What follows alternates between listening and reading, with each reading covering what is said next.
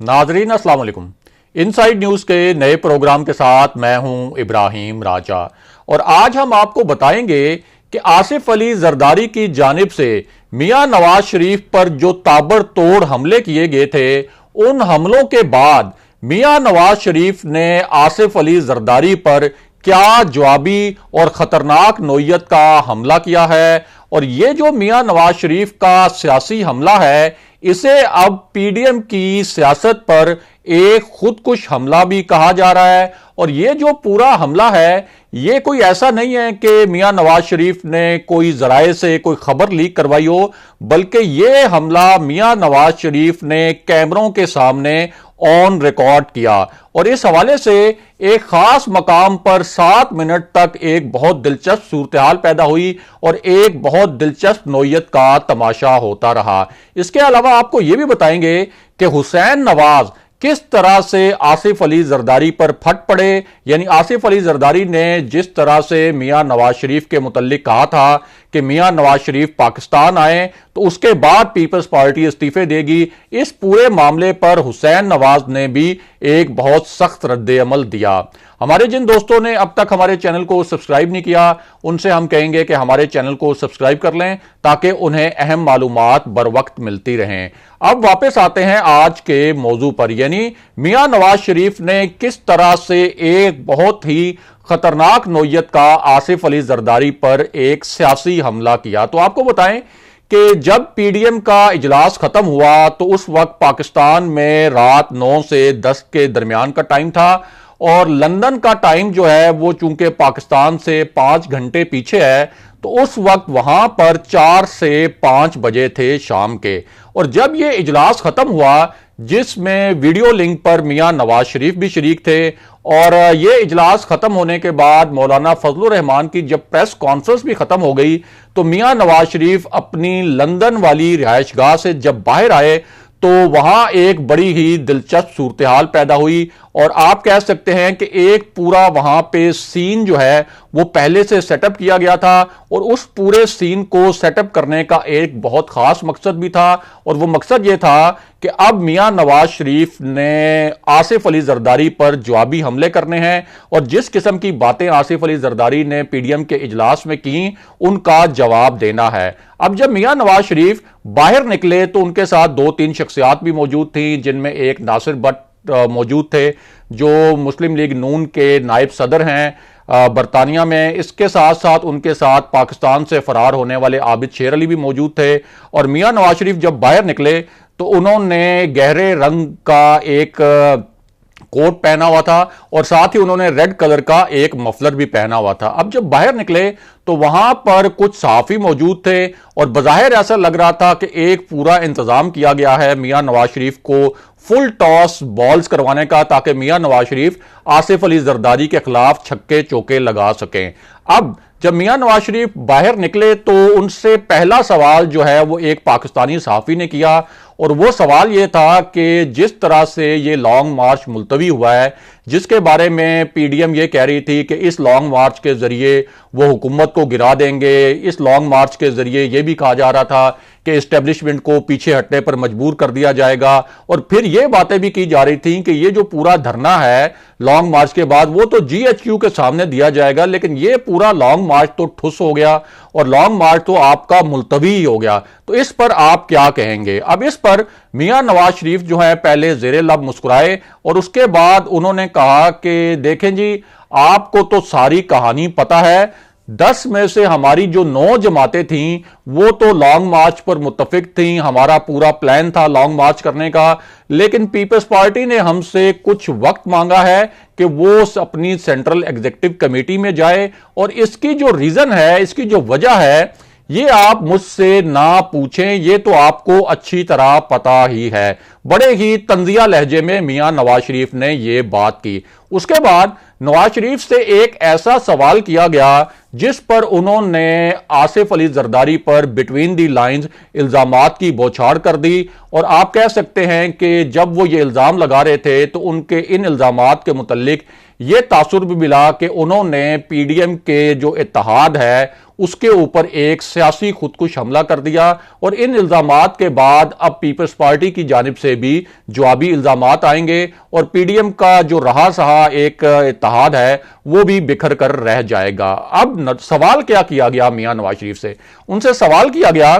کہ ہم نے سنا ہے، یہ ایک صحافی کا سوال تھا، کہ ہم نے سنا ہے کہ آصف علی زرداری نے اسٹیبلشمنٹ کے ساتھ ڈیل کر لی ہے اور آصف علی زرداری نے جان بوجھ کر پی ڈی ایم کی جو تحریک ہے اس کو سلو ڈاؤن کیا اور ایک پوری منصوبہ بندی کے تحت خود فائدے اٹھائے اپنے مقدمات میں۔ اور یہ جو آپ کو ہٹ کیا گیا ہے ڈائریکٹ، یعنی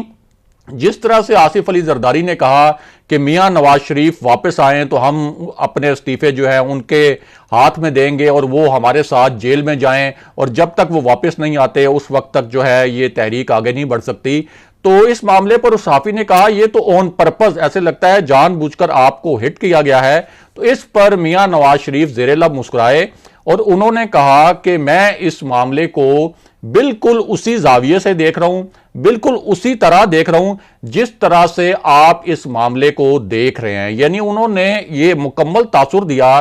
کہ جس طرح سے وہ صحافی یہ سمجھتا ہے کہ آصف علی زرداری کی اسٹیبلشمنٹ سے ڈیل ہو گئی ہے اور ایک ڈیل کے تحت آصف علی زرداری نے پی ڈی ایم کے اتحاد کو نقصان پہنچایا اور استعفوں پر رضامند نہیں ہوئے، میرا بھی پورا خیال یہی ہے اور پورا تاثر یہی ہے کہ جو اس صحافی کا تاثر ہے، یعنی اسٹیبلشمنٹ سے آصف علی زرداری نے کوئی ڈیل کر لی ہے۔ اب آپ کو بتاتے ہیں کہ حسین نواز بھی اس موقع پر موجود تھے اور وہ کس طریقے سے آپ کہہ سکتے ہیں کہ آصف علی زرداری پر انہوں نے اپنی ناراضی کا اظہار کیا اور آصف علی زرداری پر پھٹ پڑے۔ اور ساتھ ہی آپ کو یہ بھی بتاتے ہیں کہ یہ پی ڈی ایم کا جو اجلاس تھا اس کے اندر سے میڈیا کو خبریں کیسے لیک ہو رہی تھیں۔ ظاہر ہے کہ میڈیا جو ہے اس کی ایکسیس پی ڈی ایم کے اجلاس کے اندر نہیں تھی، یعنی یہ نہیں تھا کہ جب پی ڈی ایم کا اجلاس ہو رہا تھا تو میڈیا کے کوئی نمائندے اندر موجود تھے۔ اصل میں ہوا یہ کہ پیپلز پارٹی کی ایک رہنما ہیں،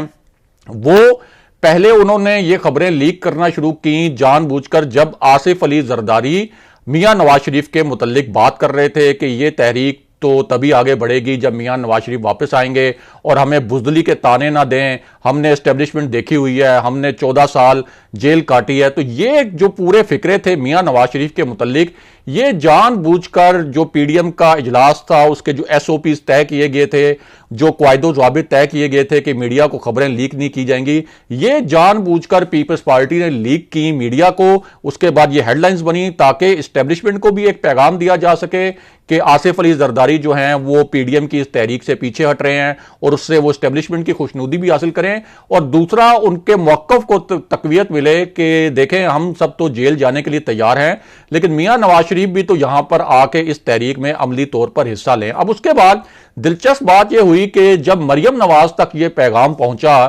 کہ میڈیا پر میاں نواز شریف کے حوالے سے اس طرح کی خبریں چل رہی ہیں کہ آصف علی زرداری نے انہیں بہت زیادہ تانے دیے اور ان کے اوپر بڑے تابڑ توڑ حملے کیے اور میاں نواز شریف خاموش بیٹھے رہے اور میاں نواز شریف جو ہیں بیک فٹ پر چلے گئے، تو اس کے بعد مریم نواز نے اسی وقت اپنی میڈیا ٹیم کو ہدایت کی کہ وہ بھی اس اجلاس کے متعلق خبریں لیک کریں، اور ہوا یہ کہ پھر مریم نواز کی ہدایت پر جو مسلم لیگ نون کا میڈیا سیل تھا اس نے یہ خبریں لیک کرنا شروع کر دیں کہ مریم نواز نے بڑے ہی تند و تیز آصف علی زرداری کو جواب دیے اور ان سے کہا کہ میرے والد نے جتنی جیل کاٹی ہے، جتنی لمبی جیل کاٹی ہے، جتنی سخت جیل کاٹی ہے، اتنی جیل تو کسی نے نہیں کاٹی اور ان کو پاکستان واپس لا کر قاتلوں کے حوالے نہیں کیا جا سکتے۔ اب مریم نواز نے اصل میں تو یہ ہدایت اس لیے کی تھی کہ آصف علی زرداری کا جو نیریٹو ہے اس کو کاؤنٹر کیا جا سکے، لیکن اس سے نقصان پی ڈی ایم کو اوورآل یہ ہوا کہ دونوں جماعتوں کے درمیان جو اختلافات تھے جو لیک خبروں کے ذریعے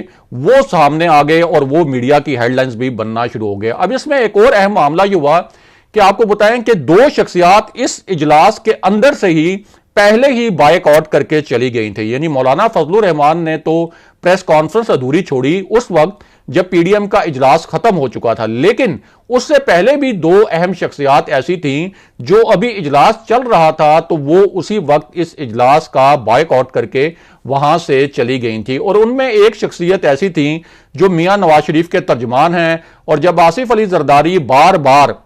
میاں نواز شریف کو ہٹ کر رہے تھے، ان پر تنقید کر رہے تھے، تو اس وقت میاں نواز شریف کے جو ترجمان ہیں زبیر عمر وہ غصے میں اس اجلاس سے چلے گئے تھے، اور نون لیگ کے ہمارے جو ذرائع ہیں انہوں نے اس بات کی تصدیق کی ہے۔ اور دوسری جانب عبدالغفور حیدری بھی اسی وقت جو ہیں وہ اس اجلاس سے بائیک آؤٹ کر کے چلے گئے تھے۔ اب آپ کو بتاتے ہیں کہ حسین نواز کا معاملہ کیا ہے، جو اپنے والد میاں نواز شریف کے ساتھ لندن میں موجود تھے، اور جب یہ میڈیا ٹاک کر رہے تھے میاں نواز شریف تو وہ اس وقت ان کے ساتھ موجود تھے۔ اب اس وقت جب یہ بات کی گئی کہ آصف علی زرداری نے آن پرپز میاں نواز شریف پر تنقید کی اور ان کو ہٹ کرنے کی کوشش کی، تو حسین نواز جو عموماً میاں نواز شریف کی ٹاک کے دوران زیادہ بولتے نہیں ہیں اور ان کی کوشش ہوتی ہے کہ وہ خاموش رہیں، تو اس وقت وہ بھی بولنا شروع ہو گئے اور انہوں نے کہا کہ